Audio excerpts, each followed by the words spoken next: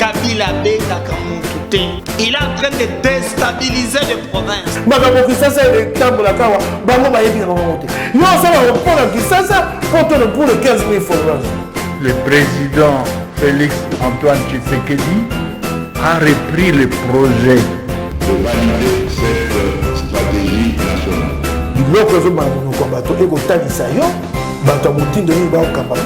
C'est la première fois que vous avez la vidéo na biso abonnez-vous.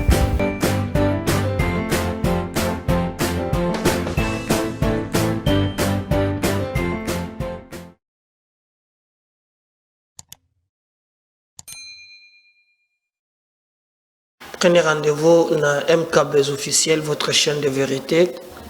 Merci na bande nyonso oyo bino bozali kolanda biso mikolo na mikolo tozali dans l'obligation de vous servir parce que devoir na biso yango wana topesi bino mbote bino bande nyonso bozali awa bozali libanda ya mboka bino bo la kisaka biso bolingo bozali ko partager ba émission na biso moyen to remercier bino et zoko kaka katepo il fallait que le kaba mot mosus koleka remerciement vous êtes tellement gentil na biso que grâce à vous chaîne na biso ezali ko kola bato bazali ko s'abonner donc même ce qui est comique aux autres la émission na biso sans que nano s'abonner moi demande nanga ezali s'il te plaît abonnez-vous vous allez nous donner la force de continuer à kosalela la bino musala oyo sans problème donc merci na bino nyonso vous allez ko croire na biso pe vous allez ko continuer kondima ke na manso tokosala tokotonga Congo elongo tokotonga Congo ensemble on alingi congolais koleka congolais moko azate donc biso mokonde ensemble na détermination na biso tokosala quelque chose bando nanga tokosolo na bino lelo makambo mibale bobiki premier ministre afongola ke table ronde na Lubumbashi na Mayematale cohabitation pacifique entre des tribus. Alors ça ne suffisait pas beaucoup moins à quel niveau makambozo les parce que na kochela bino mbrukmestre oyo zoloba makambo belé bokolanda simanango bande konangai tokobeta pe lisolo il y a scandale moko député national à Salobin à niveau ya parlement na ebisaki binango na première émission mais na lobaki na koya ko chango na deuxième émission peto ko chiter na bino na sa première émission na moni bato ya FCC ba bengi ngaye belé balobi o non ndenge nini ngai na kozala contre ke bango batambola ngai na boyi botambola te non ngai na boyi nde bo manipuler opinion tokobete pe lisolo wana voilà en fait ba sijo yekosala ke to solola na bino lelo to bandana likambo ya liboso je préfère to bandana ya Daniel Safu bobi que Daniel Safu azali député national élu je crois na liste ya MK biloko ya Katumbi oyo bazali na kati ya union sacrée pour liboso Katumbi bazalaki tango bakendaki na Genève bazonge Katumbi atikalaki il avait même bâti campagne pour Martin Fayoulou il est revenu ici boyebi tout ce qui s'est passé nde bango na Jean-Pierre Bemba Gombo baye kokoma na ngambu ya Félix mais il avait au moins un regroupement politique na yebele je me souviens AAD, azalaki na AAD, azalaki na MS, MS po yoti na MCR o kabila boto la kaye na mone tikla na robota pa isu so boto le yango kabila azosi yango pa fachi eza kutoka na ipekini wana kana coin place bacha photo munene ya kabila balongola bacha pe fachi ya munene bakongole nde ba changer ga mituna ke ezali kamboni masalaki na MS azalaki na AMK ya basafu azalaki na je crois na babiloko ebele 5 à 6 regroupements politiques yango pesaki ye makasi mais tango lobaka no il a 70 élus c'est pas 70 élus il y a un plateforme mon côté il en avait plusieurs AAD Aboye tout ça nyonso sika moko nde salaki eloko wana mais sima baye kolongwa ba même majorité wana na union sacrée ça faut pe baye kokoma na union sacrée et d'ailleurs souvenez-vous ndenge batumso ba côté union sacrée ya kotaki te abeta isolo moko ya Murumba. Bon, je ne sais pas s'il faisait allusion à qui. Murumba, otiki failu na nani, Murumba, Olandinda kala. Mais tant qu'on ne peut pas faire le simba qui a pour un certain niveau compliqué qui paye, il y a comme une union sacrée. Mais ce qui qu'on peut toucher, biso makas, lobby, débat et salami, nao etali loi électorale. Loi électorale.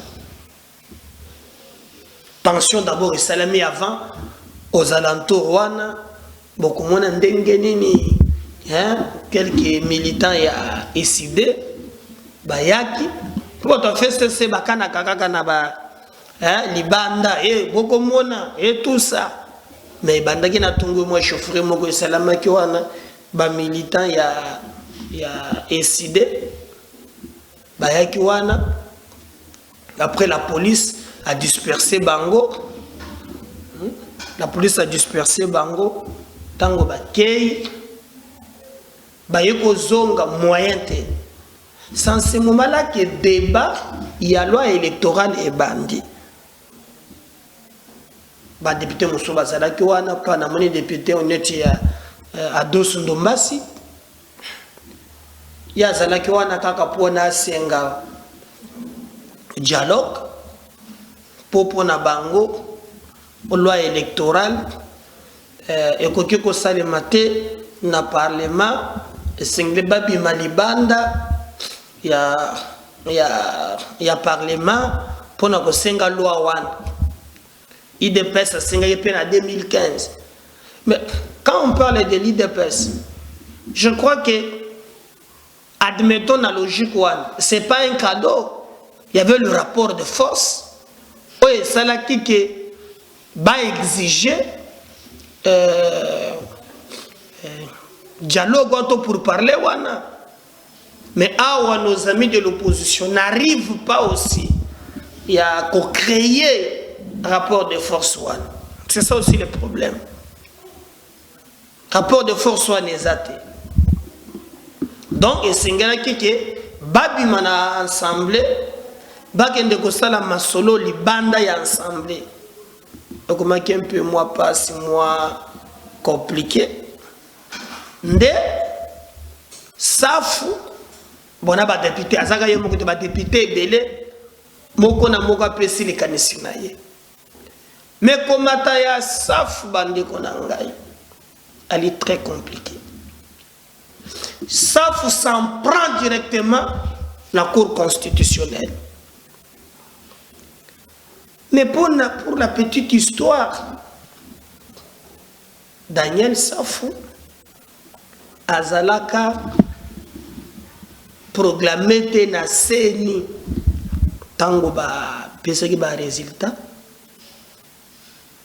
non bazali ba proclamé ye ba keina ku ba invalider ye aye ko akoti si recours de cour constitutionnelle. Donc ceux qui savent azali débiteur, azali fruit, il y a cour constitutionnelle parce que yango muto statut waki na souka ezala hier ezala l'actuel ministre ya transport Chéribin Okende ata Kibuka Raphaël Kibuka bango nyonso wana la cour constitutionnelle aye ko réhabiliter bango. Alors lorsqu'il s'en prend à la cour à un certain niveau, je ne sais pas, est-ce qu'Azal Susoka Kanakatumbi ou bien a commis naye na Fayulu Lissous. Pour la fois passée, le Baki, il a atteint un niveau de popularité que il a atteint le président de la République à combattre à Montignos. Il a atteint ce niveau-là. Mais vous allez voir comment Azo tombe dans le micro. Azo liana mino. Monsieur, Nini. Azo liana mino. Pour lui, Tshisekedi a l'équipe, élection des alaki triqué, élection des alaki tricherie, et sa vérité. On lui a demandé de retirer à Boy, à lui qu'il va assumer jusqu'au bout. Bon, comme on a vu ça, TV est la radio, biso to bondaka na bilili soki to lobeli kambo to balesaka mingi boyoka mayeya lobik lelo bazuzi ya cour constitutionnelle oyo barandaka jugement ya ye ezalaka kitoko juste mais ya Félix nde ezalaki tricherie. Alors je ne comprends pas cette logique. Le même juge oye Azafri à cour constitutionnelle, Bazamabe, mais au moins pour na Félix, wana ba juge wana ba rendre jugement Yamabe. Pour ne pas discuter, nazo senga si je parle le même langage, na voldi à côté la bino maloba Daniel Safou alobaki lobby na plénière na niveau ya Assemblée nationale. Binomoko bolanda botala si il a raison oui ou non le botala patitude o affichaki na kati ya assemblée na perchoir et on va revenir juste après pour continuer. Merci Président pour la parole. Je remercie le travail qu'a bâti la Commission. Il s'agit d'un travail purement qui relève de l'intellectualisme.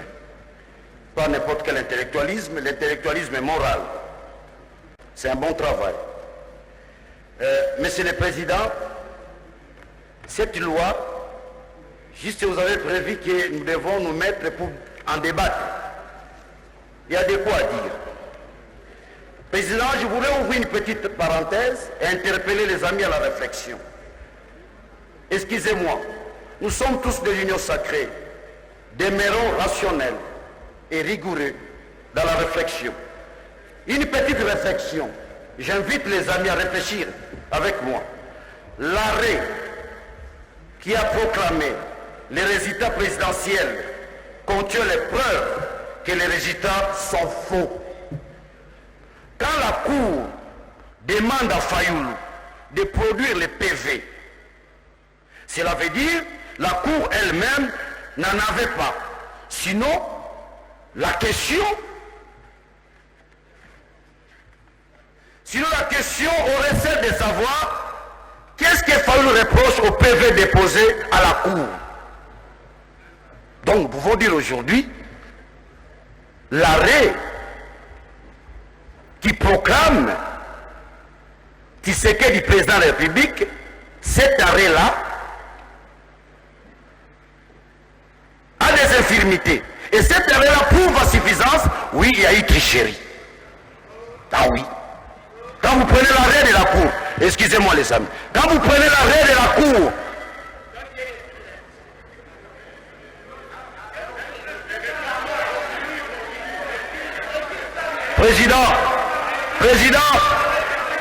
Président, demande à l'ONU. Je ne retire pas Kayembe. Tu n'as pas m'intimider. Monsieur, faites attention, monsieur. Collègue Safo. Tu n'as pas m'intimider, monsieur. Collègue Safo. Alors, ton doigt dit. Collègue Safo. Collègue Safo. Oui, président. Collègue, regardez-moi. Suivez, collègue. Je suis au niveau de la pertinence de la réflexion. Collègue Safo. Si toi tu as les sentiments... Collègue Safo. Collègue Safo. Collègue Safo. Collègue Safo. Oui, président. Calmez-vous. Merci, président. Président, calmez celui-là qui crie comme un chien. Collègue Safo. Oui, président.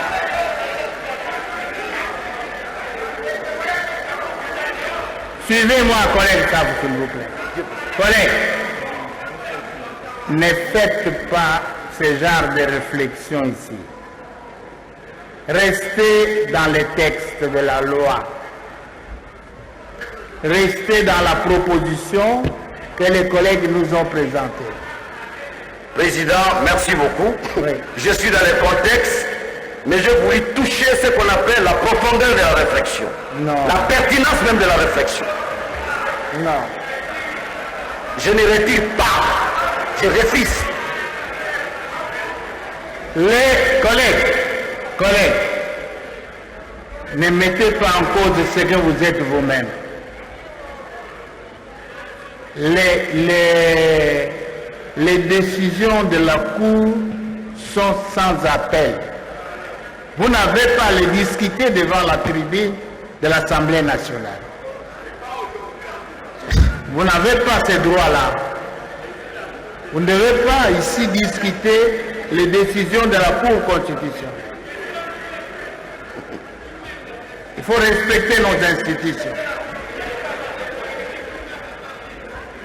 Passez au texte de la loi. Laissez tomber ça.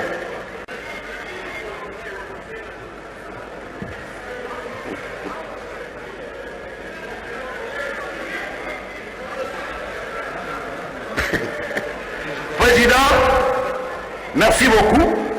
Vous me demandez de rester dans les contextes, vous me refusez de réfléchir sur notre propre avenir. J'ouvre une petite parenthèse, Président. KMB, je réfléchis mieux que toi.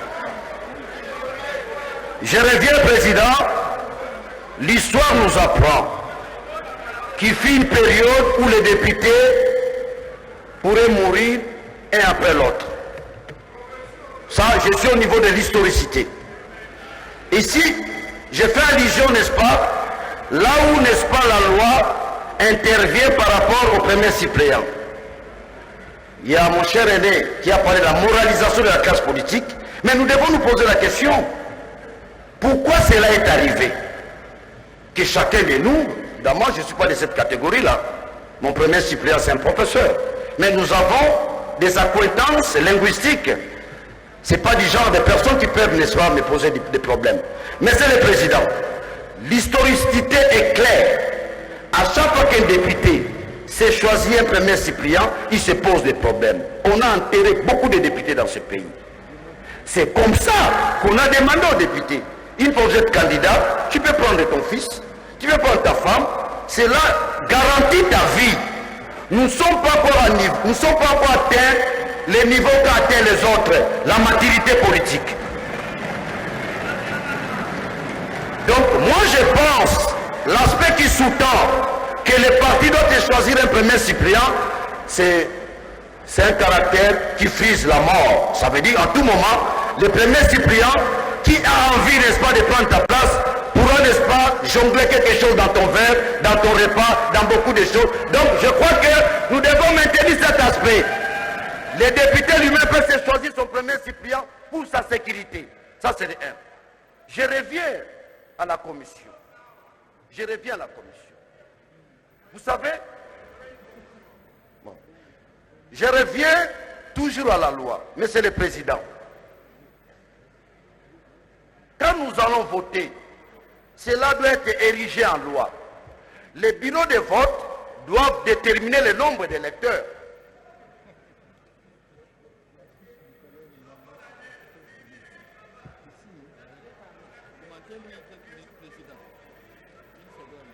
Encore une seconde, allez-y. Encore une minute. Parce que vous m'accordez une minute, je suis au niveau des causes premières. Lorsqu'un bureau de vote, on ne détermine pas le nombre d'électeurs, cela peut entraîner la tricherie. J'aimerais partir par une hypothèse.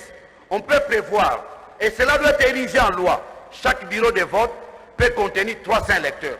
Parce que lorsque vous menez un bureau de vote sans prévoir le nombre d'électeurs, c'est là où il y a bourrage. C'est là où il y a bourrage. C'est là où le président du bureau peut tricher. Qu'on puisse prévoir à chaque bureau de vote le nombre d'électeurs. Il y a un aspect important, Président. Il y a un aspect important. Les présidents des bureaux de vote doivent être considérés comme étant des fonctionnaires. Au cas où il y a tricherie, ces gens-là doivent être sanctionnés juridiquement. Même le président de la CENI, il ne doit pas vivre comme un ange. Nous devons prévoir des sanctions au cas où il y a fraude électorale. Par exemple, 10 ans de prison pour un agent de la CENI. C'est une fraude électorale, c'est une trahison.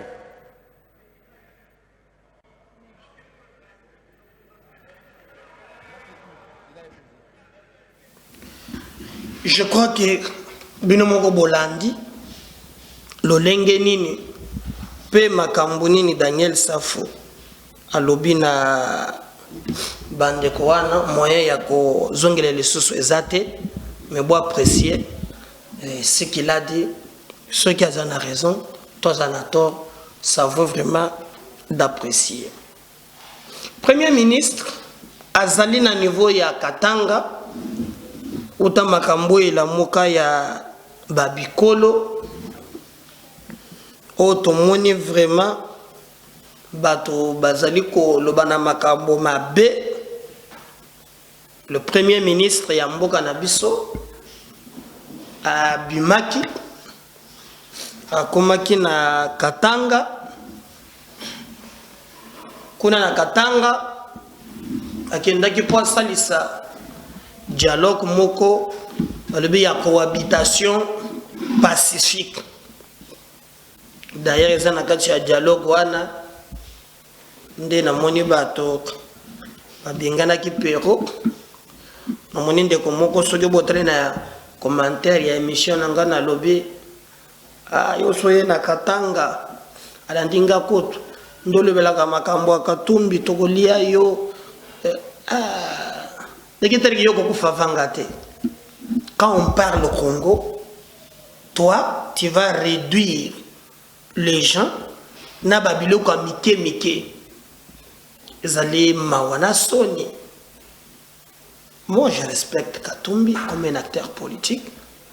Tout ça la démocratie nana droit ya ko mettre point de vue nanga en toute liberté comme yemoko salaka. Tango ya longwaka ao akendaka na ba juif alobi ke kuna na Congo bazonyokola ngai ngada telemela ye motu na démocratie mabende ko finga mengana tekelaka na ba fait. Je reste là pour ko intimider ngana likamboni yana sens ta yana sens ata mukete aizana sens ata mukete ndenge mama wana telemaki ebandi ko finga bato po yo mobomi bato zali hein. Regardez la commentaire, il y a une émission là, c'est là que le bina magambo apéro. Parmi les commentaires, son nom vous allez voir comme bon ezawan. Yaza izini yaliwa. Mais yo koko favanga.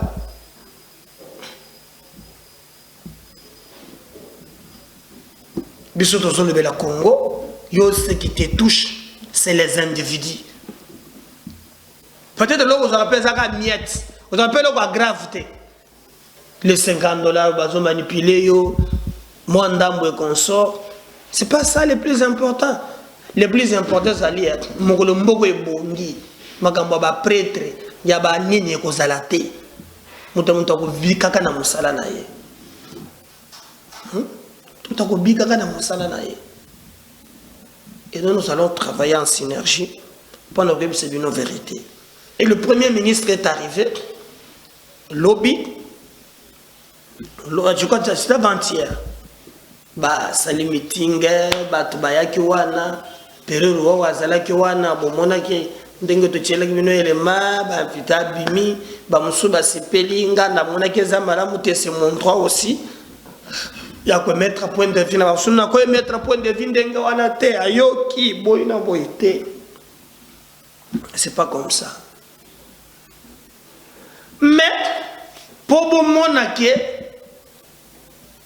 eza nango likambo oyo ezali na makila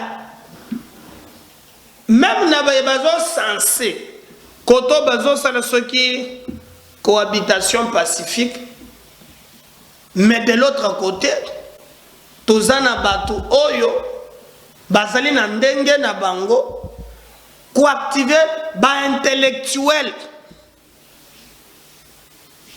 Moussous Azali bourgmestre. Bourgmestre. Ndena yoke quand il commence à s'expliquer, oh non, ba filmaki alors que batu balobi abandaki na lolenge na ye kolobani makambo ya mabe na mukonzi. Mais ya lobi ayebi yango te. To monaki même tango batumbaki effigie ya président. Balobi elenge oyo alobi awi atumbaki wana balakisaki soki ya solo soki ya lokuta pe to yebanaka te me bakangaki ye otoyokaki. Et si vous regardez très bien le président il est grand temps à sala musala oyo et qu'on permettre parce qu'à l'absence ya kyungu akumwanza eza suna leader mon côté. Oh, il y a le côté les mains. Moi, je pensais que Dani Banza na Sama Lukonde balinga ki basala mosala o sengeli, mais quand je regarde au fond nazo mona que leadership na niveau ya Katanga wana eza mobulu. Mouyambo Lokaki a la fois passé, ça y est. Mouyambi, je ne sais pas s'il est aussi, lui il est fort dans Maloba. Je ne sais pas s'il est aussi fort na co-incarné quand même masse et co-compagnie Fatina 2023 pour l'espace Katanga. Gamboana vraiment, il doit travailler. Et beaucoup comme moi, que du jour au jour, bien qu'il y ait un misala palpable, surtout dans Katanga wana, il y a un misala quand même, oh yezo salake, batuba mona ke ba province mususu. Mais débat il y a diabolisation, discours séparatiste, discours il y a haine, ça t'est même au symbole de l'État. Beaucoup d'histoires où ils allaient penser à malamouté. Oh vraiment toko quitte na niveau na biso par exemple la républicain topé sambaboko na biso na eloko wana mutu mokote. Mais au même moment que bango basangani o bazo sala nini moko cohabitation pour na nini ezala intercommunautaire bakasayen bakatange nzoka na sese ezana batu na bango moko bazoloba na landinde komoko na boyiko chabilili naye parce que makambo moko pe alobaki na kabila na kati wana ngana lekesaka il est allé un peu plus loin mais je l'ai trouvé quand même réfléchi comme on est sur Zobrata les kamba kombo moko Zobrata. Il explique que le vrai problème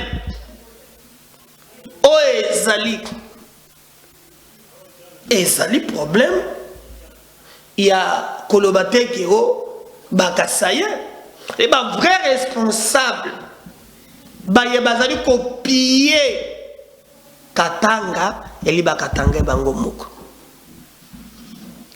Le reste bozoyo kawan eza manipulation ya ba intellectuel parce que moi quand on parle oh les Katangais eza clique moko ya 11 personnes. C'est vous les Katangais, c'est 11 personnes. Donc on a que c'est pas nous les ressortissants de qui vous envoie d'abord. Qu'est-ce que vous me dites oh non les grands Kassai au nom de l'espace Kassai. Moi je vous ai donné un gars n'a autant d'espace Kassai, grand Kassai. N'a pas suivi nos mandats. Pour ça la banque n'a bien abandonné n'a bien moko. Que mon chaka batu na kati. Il y a des Katangais pacifiques. Baby ko fanda na batu bazali. O bazate na ba intérêt na bino soki o yo ko bandaki ko zombongo yiba kana bana na yo boteka ka ba minere soki bakangi yo olatisango bakatange nete ngoyo mulo ngabimi na ye abimi azaki na boloko o toka bola katanga si on va continuer à bêtu 3 ans 3 ans plus mais la terre 3 ans abîmés. Donc pour vous dire que les propos séparatistes beaucoup c'est la réunion et bino bozo salawana mais problème est ailleurs batu bazana makamunde na mitema na bango kaka ndenge balobi et sengeli ngai na pesaki to alimenter que c'est péréquation mais que le gouvernement solution durable yango wana ba forum on eza ko bebisa mbongo pam que le gouvernement acha ba moyen na ba province oyo ezali quand même enclavé pour ba désenclaver yango so watu bazana mai bazana lutiliki bazana courant nzela yali malamu moto moko te ako se déplacer pour être akende na babiloko wana ya koloba keno akei province tel non ako kende kubeta moto mais exode wana ezo salema ezali à cause ya bato bazolo calmer vivre et d'ailleurs bazaka na mboka na bango mais les conséquences ezali que ceux qui va stabiliser yango te même nombre ya ba électeurs na ba province bazolonga wana et ko diminuer parce que nombre ba siège et dépendra pas du nombre d'enrôlés. Ah oui, hein? Nombre de sièges et vous avez un nombre d'enrôlés. Et vous trouverez que ça malamoute. Qui peut m'expliquer que c'est le forum, mais boyoka bourgmestre qui est censé prêcher la loi, il se justifie. Na makambo il paraît makambo yo ne kaka ce qui a ndenge nini oyo moko bi makambo alobaki kinanga kokota na katite mais beaucoup comprendre que ce qui mboka na biso eza divisé eza ba intellectuel ba yebazana ba calcul na bango oyo peuple azata yango te ni de loin ni de près. Alors comme TV za la radio te je vais vous laisser suivre boyoka bourgmestre wana makambo ya lobaki et nous allons revenir juste après pour nous continuer na mission na biso mokolo ya lelo na kanisike maria ba to belé bozali ko partager mission oyo bozali pe ko liker pe bozo commenter yango omba huruma munisikie sana naomba huruma kuile ma video ilipita ilisirkule vile mulifuata nimeomba huruma sana na ile mambo haikuwa mukazi ilikuwa mjuma andeori ya kazi kule kwenye ku restaurant tulikuwa na ule incompréhension tulikuwa na ule nduku nilimuomba sincèrement buruma alinihurumia na mie nilimhurumia si bote banduku bote beko mukatanga ni batoto baba moya president wetu Felix Antoine Tshisekedi Tshilombo yeye anapenda development ni kusema si sote tuko derrière njo kichwa kya Kongo mzima Tukifuata province tuko na gouverneur wetu Jacques Kabula wa ndani anapenda paka maendeleo paka development na pe sibote tuko derrière yenjo mkubwa wetu wa province kichwa. Tukishuka mvili tunataya Madame Loriane Mwewa bebe nye mnaona vile inapikanisha huku na huku juu ya vile yetu ikuye propre na iendelee kumbelo. Ni kule ninemomba Buruma sana sana sana sana na zaidi juu kama hata mtu anasema hivi president alimubamba Burumeswa kwa Lubumbashi. Hapana, president anatafuta ni maendeleo na hapa mnaona mimi napitisha video hapa, nimeomba tu Buruma kufuatana ile mavideo mlifuata president ashinibambe. Mimi mnaniona napitisha kwamba Buruma population ni njia ya maendeleo development non seulement ya mais non seulement ya commune au ya province ya Congo mujima. Ni kule mimi nimeomba Buruma mnurumie.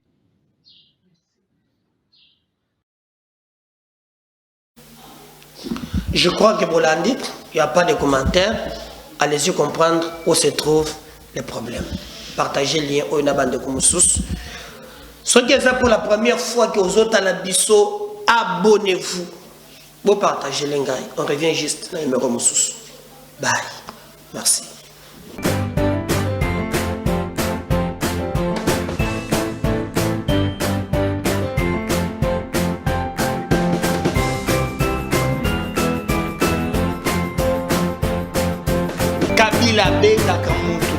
Il est en train de déstabiliser les provinces.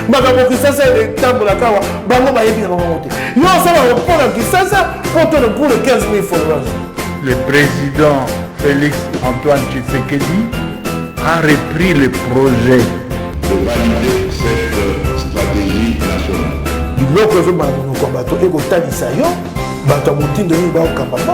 C'est pour la première fois que vous avez la vidéo, abonnez-vous.